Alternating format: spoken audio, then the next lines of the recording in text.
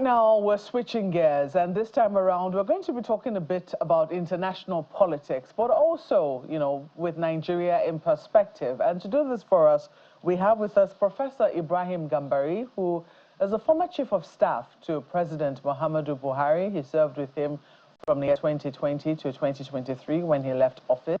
As a matter of fact, he does say that he's still in mourning and, has just decided to honor us this morning. Professor, we're very, very happy to have you in our studios this morning. Thank you so much for coming to our studios. And our condolences once more on the passing of President Muhammadu Buhari, whom you worked with and knew very well. I don't know if you have been paying any attention, though, to how his legacy is being discussed in the media, and maybe also maybe some other scenes that you have been privy to. Has there been anything that has surprised you? No. Nigerians are Nigerians, and that's what I think makes our country great. And very few countries in Africa can discuss matters such as that without descending to extreme rancor. People, of course, free to give their opinion, but I've known the late president for over 41 years. I was his Minister of Foreign Affairs.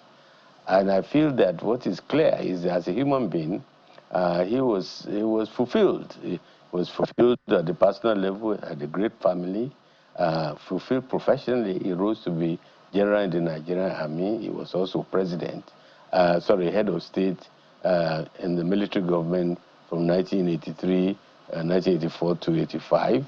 And then politically, which was not his terrain, he still was, I think, one of only two Nigerians who had been military heads of state who succeeded in being elected president of Nigeria and got a second term. So, as you say rightly, I am in mourning.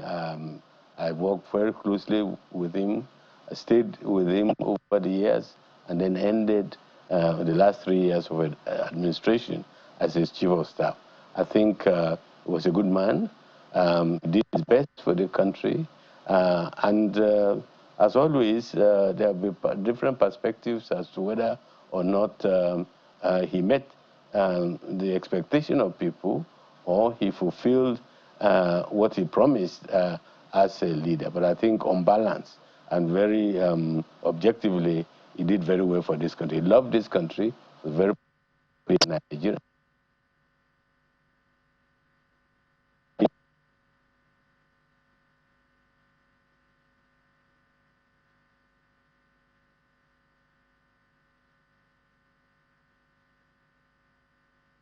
Well, the economy is still very much in contention as to, how that, especially with the, will I say, Naira redesigning and all those kinds of things that happened, towards the end of his presidency. And you also have debates around, how he handled certain aspects of the economy, even with regards to security. I mean, there were also conversations in that regard. And I'm on the whole, I'm just wondering whether even you leaving office, are there things that you would say that you were blindsided by because you were his chief of staff? The things that, upon leaving office, you now see that the reality of what was being told when you were in there is very different from what you now see on the ground now that you're Every outside. government that takes over from previous ones don't always appreciate the gravity of the situation until they come in. In fact, it's often said that sometimes when you come in, you wonder why you came in, because the situation tends to be a lot more serious than you found it. But I've always reminded Nigerians that look at what he inherited at the security front. Now, this country was actually occupied. 17 local government authorities were occupied by Boko Haram, hosting the Islamic flag in those parts of Nigeria. But by the time he left, anybody can testify, not a single one of the local government was under any foreign occupation. Now, not all the security challenges were resolved. It's not possible. Even the best, the most equipped of countries, the stronger democracies still face security challenges in their countries. So it's how he dealt with what he found, and the progress he had made in several areas. If all the problem of security was solved, if all the problem of the economy was solved by the time we left, if all the corruption issues are solved, then why will anybody take over to run the country after him? So governance is indeed a process, and you do the best you can, and then a new government comes with renewed energy, with a renewed mandate to take the country further. That's for those who are entering government. But for those who are leaving government, that's what I wanted to get your perspective on. Were there things that you thought you had a different perspective on when you eventually left government as to what the reality truly was, different from what you were told while you were on the inside? Oh, yes, of course. When you're out, your perspective changes. Like one of my own professors used to say, the view of the road changes from the passenger seat to the driver's seat.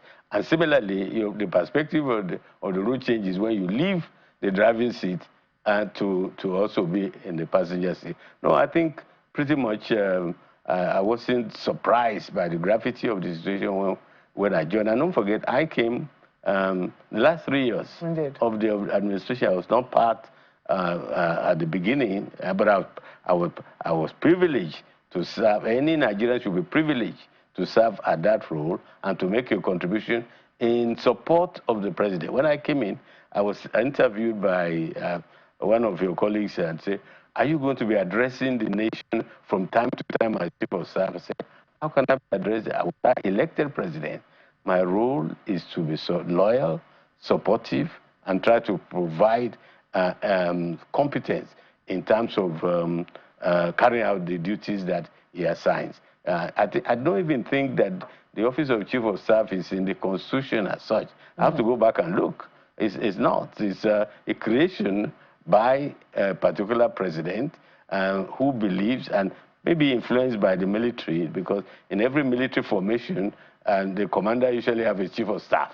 And so that was something that was grooved, and so you are there to serve the president and to support him in carrying out his duties. That's why you are not even a member of the Federal Executive Council, because the office of chief of staff is not provided for, because you have the secretary to the government of the federation, who is his official constitutional role, is secretary of the Federal Executive Council. Let's talk about Nigeria, because that's where you have also served. Excuse me, Nigeria. Not only did you, were you supportive of President Muhammadu Buhari in office, you have served extensively this country in many capacities, as an academic, but also as a diplomat, representing her at the United Nations as a permanent representative for many years. I know that right now the United Nations people have been saying, oh, it barks more than it bites. It doesn't even appear like it has any teeth. They've been looking at the situation between Israel, Iran, Palestine, etc. We're looking at Ukraine, Russia, and we've been saying that it does appear that the United Nations has been bound, somewhat, and is unable to act decisively in many instances. I don't know, in the midst of all of this, Nigeria has been trying to realign, it would seem. We see it more with the BRICS now. The President Bola Ahmed Tinubu just came back as an observer, looking at what is happening around the BRICS and looking for new alliances, more or less.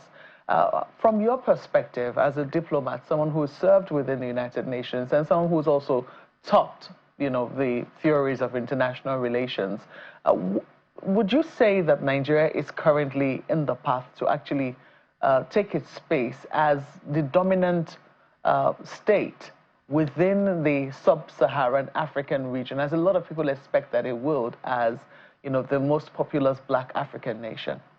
Well, with regards to the United Nations, there are many United Nations. There's the United Nations of the Security Council. Indeed. There's the United Nations of the Secretariat. And there's the United Nations of the funds and programs of the organization.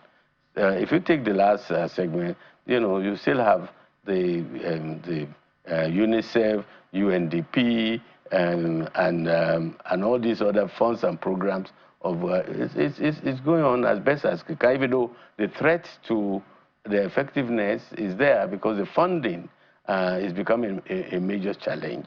And then there's the Security Council of the Secretariat, led by the Secretary General, is still there, but ultimately, when it comes to peace and security issues, it is the organ of the United Nations, which is the Security Council, has, under the Charter, primary responsibility for the maintenance of peace and security. They do this best when they act with context, yes. Yeah. But then, unfortunately, the Security Council is deeply divided, and if any one of the permanent members, only 5 of them, do not agree, it's paralyzed. It's a hell of a shame that at the period of greatest need for the Security Council to assume its responsibilities is failing. The Security Council is failing. The international community is failing the world. Now, Nigeria, as we stand, we are not a permanent member of the Security. We're not even currently a non-permanent member of the Security Council. Where, as a non-permanent member, you have some marginal influence in trying to promote consensus and decision, particularly to address issues closer to you. Now, nonetheless, Nigeria is Nigeria, and successive governments have tried to promote our national interest to the best of their ability, anchoring our power and influence on our relationship with neighboring countries, with ECOWAS, with the United Nations. You probably have heard of the whole concentric circles of interest and of influence. Now, we are strongest when our relationship with neighboring countries is fine, when our leadership in ECOWAS is fine, and our leadership in the Organization of African Unity and African Unity is so we have to constantly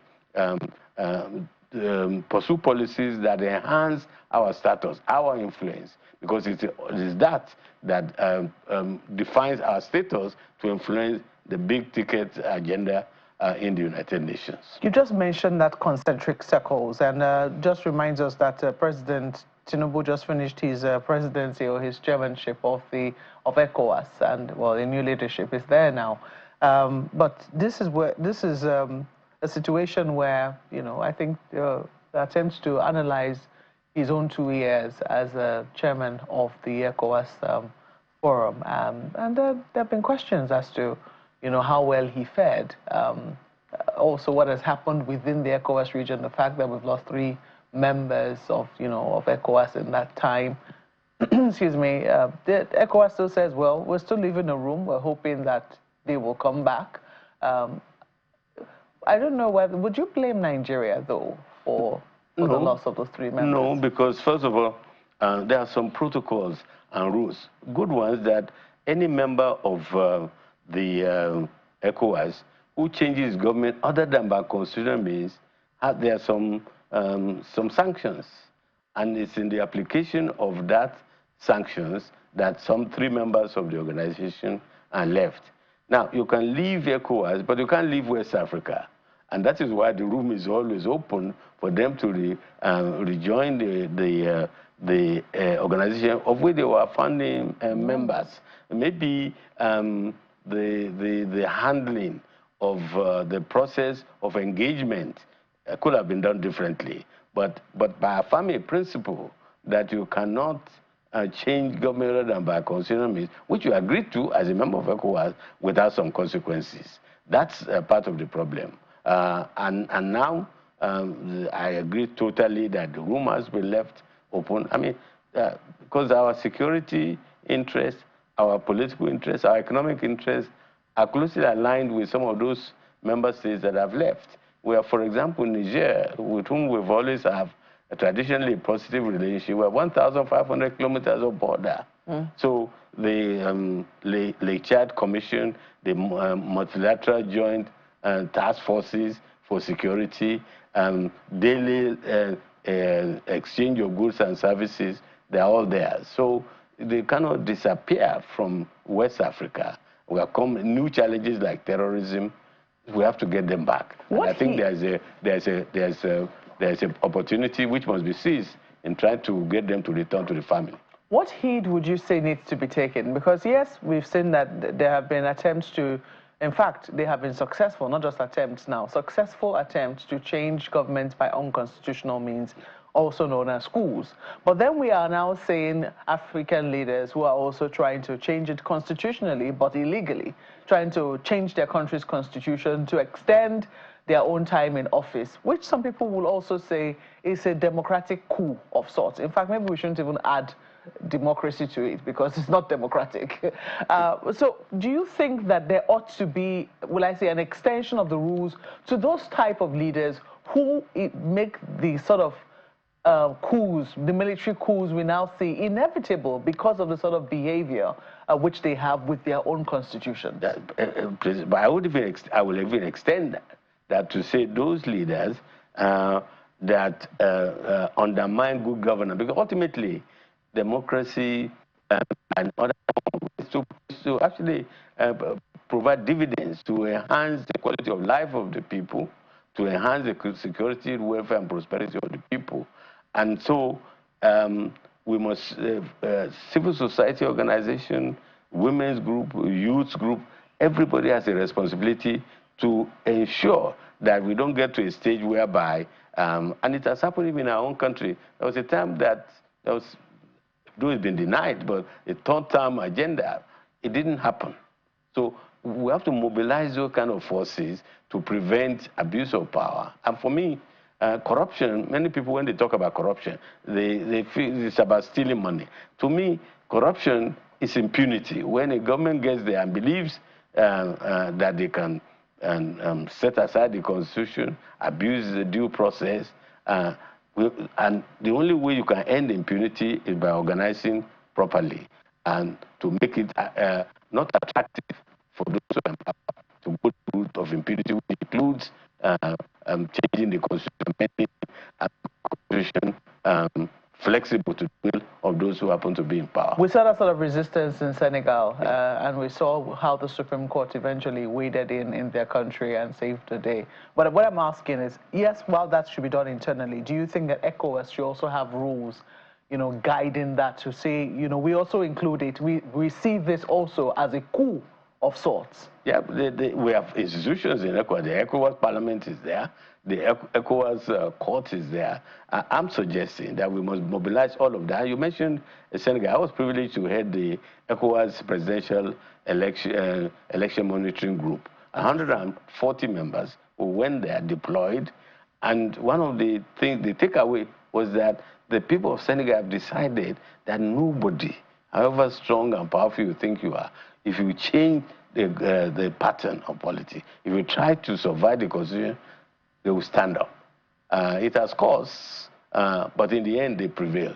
I feel the kind of model in Senegal where the people determine, no, we are not going to allow anybody, and they did it 3 times. The last one was the 3rd time when they said no to a sitting president who tried to extend his mandate by non-democratic means. That's what has to happen in every, but you see, just to leave it to ECOWAS as an institution. Don't forget, ECOWAS is an association of states, member states, to solve the domestic problems. It's not going to happen. You set the rules, but then you count on the citizens of those countries to ensure that the rules are followed by those who happen to lead them. Well, let's go to Ayo now. I know he also has questions for you. Ayo. Well, thank you, Mokwe. Well, Prof, just 1 or 2 questions here. Now, you are not unaware of the recent visa policy changes that are affecting Nigerians seeking to travel to the U.S., Canada, and Dubai. The U.S. and UAE, for instance, have come up with stricter rules, while Canada has increased financial requirements for some immigration applications. And of course, the additional information we have is that the federal government, Nigeria, is already in conversations with these nations on these issues raised. What are your thoughts on this?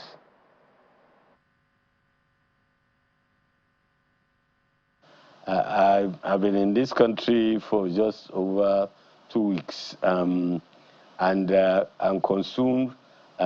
We came to honor the administration of Buhari at the book launch by Garba Shehu on the perspective of that administration from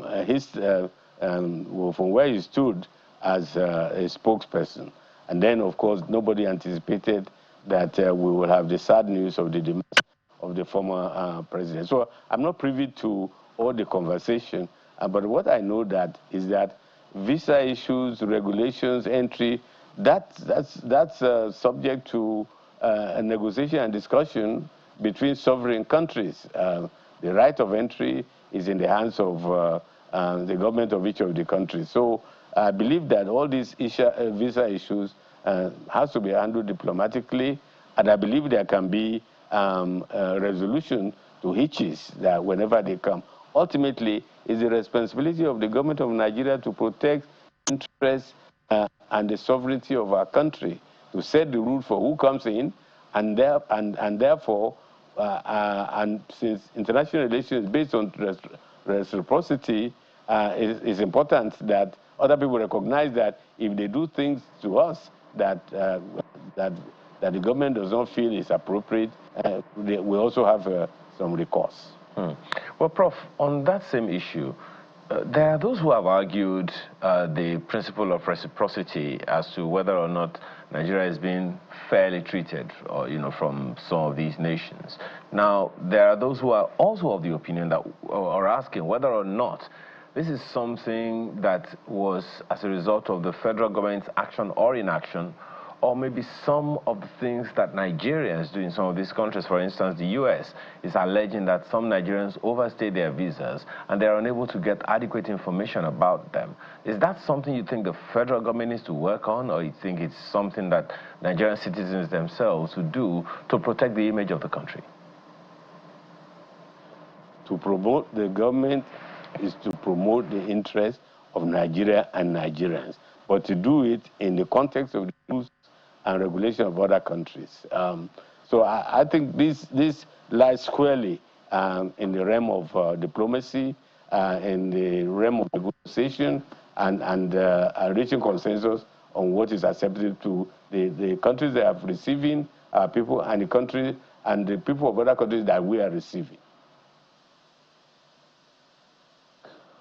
Well, Prof, it does appear that we have to keep tabs on that particular issue as it develops. But, we heard the Minister of Foreign Affairs, talking about that matter. I don't know whether maybe your thoughts or will be more, your advisory might be behind the scenes much later, perhaps to the Foreign Affairs Minister, thinking about what it is that, he said that about the U.S. government asking Nigeria to do, saying that they wanted to bring in foreigners to our country, and we resisted that, and maybe part of the reason why we're getting this sort of backlash is because of that.